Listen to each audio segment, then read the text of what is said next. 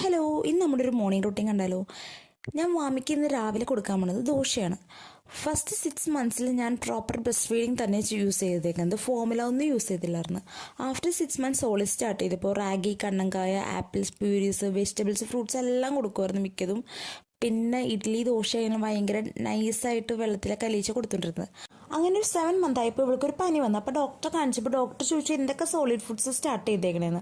അപ്പോൾ നമ്മൾ ഡീറ്റെയിൽ ആയിട്ട് പറഞ്ഞു കഴിയുമ്പോൾ ഡോക്ടർ പറഞ്ഞു ഇഡ്ഡലി, ദോശ കൊടുക്കുമ്പോൾ തേങ്ങാപ്പാൽ ഒഴിച്ച് കൊടുക്കുകയാണെങ്കിൽ ഈ പിള്ളേർക്ക് ഇമ്മ്യൂണിറ്റി പവർ ബിൽഡ് ആവുന്നു. അതിനുശേഷം ഇഡ്ഡലി, ദോശ, നൂൽപ്പൂട്ട് കൊടുക്കുമ്പോൾ തേങ്ങാപ്പാൽ അയച്ചു കൊടുക്കാറുണ്ട്. ആമി ഒരു 7 മന്ത് തൊട്ട് തന്നെ ഹാൻഡ് പിക്ക് ചെയ്ത് ഭക്ഷണം എടുത്ത് കഴിച്ചു തുടങ്ങിയായിരുന്നു. അപ്പോൾ ഞാൻ കുറച്ച് വാരി കൊടുക്കും, പിന്നെ അവൾ തന്നെ വാരി കഴിച്ചോളും. പിന്നെ ഞാൻ ഇഡ്ഡലിയും സാമ്പാറും കഴിച്ചു. അപ്പോൾ ഞങ്ങളുടെ ഫുഡിങ് ഒക്കെ കഴിഞ്ഞതിന് ശേഷം ഞങ്ങളൊന്ന് പുറത്തൊക്കെ ഇറങ്ങി നടക്കായിരുന്നു.